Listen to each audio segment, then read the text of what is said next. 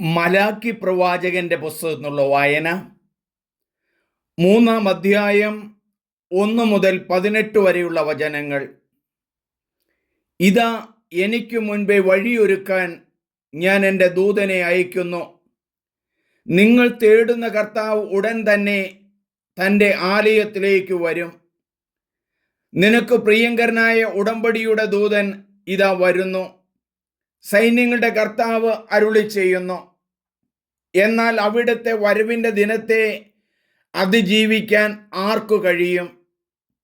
അവിടുന്ന് പ്രത്യക്ഷനാകുമ്പോൾ അവിടുത്തെ മുൻപിൽ നിൽക്കാൻ ആർക്കു കഴിയും?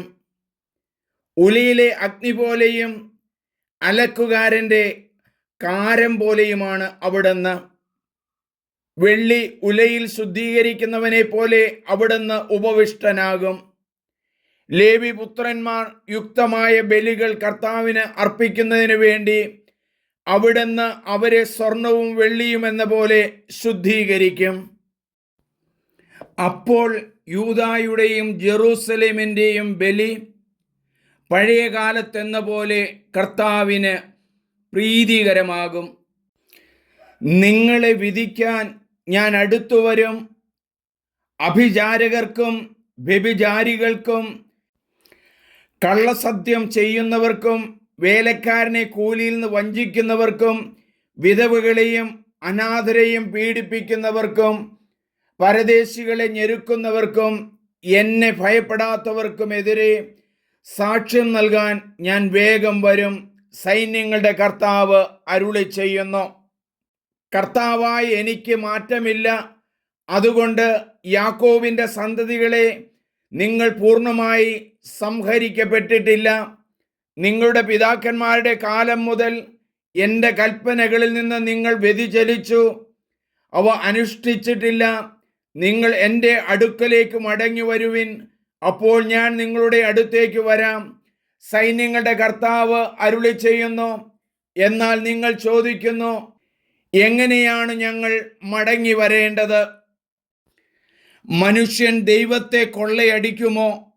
എന്നാൽ നിങ്ങൾ എന്നെ കൊള്ള ചെയ്യുന്നു. എങ്ങനെയാണ് ഞങ്ങൾ അങ്ങയെ കൊള്ള ചെയ്യുന്നതെന്ന് ഞങ്ങൾ ചോദിക്കുന്നു. ദശാംശങ്ങളിലും കാഴ്ചകളിലും തന്നെ നിങ്ങൾ ജനം മുഴുവനും എന്നെ കൊള്ള ചെയ്യുന്നത് കൊണ്ട് നിങ്ങൾ അഭിശക്തരാണ്. ദശാംശം മുഴുവൻ കലവറയിലേക്ക് കൊണ്ടുവരുവിൻ. എൻ്റെ ആലയത്തിൽ ഭക്ഷണമുണ്ടാകട്ടെ. ഞാൻ നിങ്ങൾക്കായി സ്വർഗ കവാടങ്ങൾ തുറന്ന് അനുഗ്രഹം വർഷിക്കുകയില്ലേ എന്ന് നിങ്ങൾ പരീക്ഷിക്കുവിൻ. സൈന്യങ്ങളുടെ കർത്താവ് അരുളി ചെയ്യുന്നു. ഞാൻ നിങ്ങൾക്ക് വേണ്ടി വെട്ടുകിളികളെ ശാസിക്കും. അവ നിങ്ങളുടെ ഭൂമിയിലെ ഫലങ്ങൾ നശിപ്പിക്കുകയില്ല. നിങ്ങളുടെ വയലുകളിലെ മുന്തിരിച്ചെടികൾ ഫലശൂന്യമാവുകയുമില്ല. സൈന്യങ്ങളുടെ കർത്താവ് അരുളി ചെയ്യുന്നു. അനുഗ്രഹീതൻ എന്ന് ജനതകൾ നിങ്ങളെ വിളിക്കും. നിങ്ങളുടെ ദേശം ആനന്ദത്തിൻ്റെ ദേശമാകും. സൈന്യങ്ങളുടെ കർത്താവ് അരുളി ചെയ്യുന്നു. കർത്താവ് അരുളി ചെയ്യുന്നു, എനിക്കെതിരെയുള്ള നിങ്ങളുടെ വാക്കുകൾ കഠിനമായിരിക്കുന്നു. എന്നിട്ടും നിങ്ങൾ അങ്ങേക്കെതിരായി എങ്ങനെ സംസാരിച്ചു എന്ന് നിങ്ങൾ ചോദിക്കുന്നു. നിങ്ങൾ പറഞ്ഞു, ദൈവത്തെ സേവിക്കുന്നത് വ്യർത്ഥമാണ്. അവിടുത്തെ കൽപ്പനകൾ അനുസരിക്കുന്നത് കൊണ്ടും സൈന്യങ്ങളുടെ കർത്താവിൻ്റെ മുമ്പിൽ വിലാപം ആചരിക്കുന്നത് പോലെ നടക്കുന്നത് കൊണ്ടും എന്തു പ്രയോജനം? ഇനിമേൽ അഹങ്കാരികളാണ് ഭാഗ്യവാന്മാർ എന്ന് നിങ്ങൾ കരുതും. ദുഷ്കർമ്മികൾ അഭിവൃദ്ധിപ്പെടുക മാത്രമല്ല, ദൈവത്തെ പരീക്ഷിക്കുമ്പോൾ അവർ രക്ഷപ്പെടുകയും ചെയ്യുന്നു. അന്നു കർത്താവിനെ ഭയപ്പെട്ടിരുന്നവർ പരസ്പരം സംസാരിച്ചു. അവർ പറഞ്ഞത്, കർത്താവ് ശ്രദ്ധിച്ചു കേട്ടു. കർത്താവിനെ ഭയപ്പെടുകയും അവിടുത്തെ നാമം ധ്യാനിക്കുകയും ചെയ്യുന്നവരെ ഓർമ്മിക്കേണ്ടതിന് ഒരു ഗ്രന്ഥം അവിടുത്തെ മുൻപിൽ എഴുതപ്പെട്ടു. സൈന്യങ്ങളുടെ കർത്താവ് അരുളി ചെയ്യുന്നു, അവർ എൻ്റേതായിരിക്കും. ഞാൻ പ്രവർത്തിക്കുന്ന ദിവസം അവർ എൻ്റെ പ്രത്യേക അവകാശമായിരിക്കും. പിതാവ് തന്നെ സേവിക്കുന്ന പുത്രനെ എന്ന പോലെ ഞാൻ അവരെ രക്ഷിക്കും. അപ്പോൾ നീതിമാനും ദുഷ്ടനും തമ്മിലും ദൈവത്തെ സേവിക്കുന്നവരും സേവിക്കാത്തവനും തമ്മിലും ഉള്ള വ്യത്യാസം ഒരിക്കൽ കൂടി തിരിച്ചറിയും. നമുക്ക് പ്രാർത്ഥിക്കാം. മലാക്കി പ്രവാചകൻ അരുളി ചെയ്യുന്നുണ്ടല്ലോ, ഉടൻ തന്നെ കർത്താവ് ആലയത്തിലേക്ക് വരും.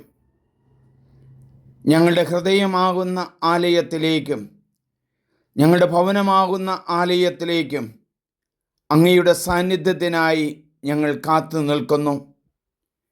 ഞങ്ങൾ രോഗികളാണ്, തകർച്ചകൾ അനുഭവിക്കുന്നവരാണ്. ഞങ്ങളിലുള്ള അശുദ്ധി അങ്ങ് കഴുകി വിശുദ്ധീകരിക്കണമേ. ഉലയിലെ അഗ്നി പോലെ ഞങ്ങളെ ശുദ്ധീകരിക്കണമേ.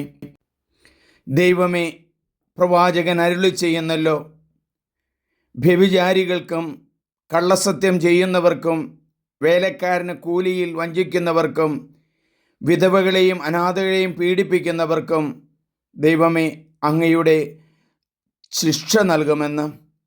ഞങ്ങളെ സമാധാനത്തിലേക്ക് കൊണ്ടുവരണമേ. ഞങ്ങളെ വിശുദ്ധീകരിക്കണമേ. ഞങ്ങൾ അങ്ങയിലേക്ക് മടങ്ങി വരുവാൻ പൂർണ്ണ മനസ്സാണ് കർത്താവേ. ഞങ്ങളുടെ മനസ്സ് അങ്ങ് കാണണമേ. ഞങ്ങളുടെ ദേശം ആനന്ദത്തിൻ്റെ ദേശമാക്കണമേ. ഞങ്ങളുടെ നേതാക്കന്മാർക്ക് വിവേകവും വിശുദ്ധിയും നൽകണമേ. പുരോഹിതരും പുരോഹിത ശ്രേഷ്ഠരും അൽമായരും സത്യത്തിൻ്റെ വഴികളിലൂടെ നടക്കുവാൻ അങ്ങ് ഇടയാക്കണമേ. കർത്താവെ, അങ്ങയുടെ നാമത്തെ ഭയപ്പെടുകയും ധ്യാനിക്കുകയും ചെയ്യുന്നവരെ ഓർക്കണമേ. ആമേൻ. എൻ്റെ പേര് ഫാദർ സണ്ണി പുൽപ്പറമ്പിൽ. എല്ലാവരും സബ്സ്ക്രൈബ് ചെയ്യണം. ദൈവവചനം മറ്റുള്ളവർക്ക് പ്രദാനം ചെയ്യണം. ഇത് കേൾക്കുകയും പ്രാർത്ഥിക്കുകയും ചെയ്യുന്ന എല്ലാവരെയും ദൈവം അനുഗ്രഹിക്കുന്നു.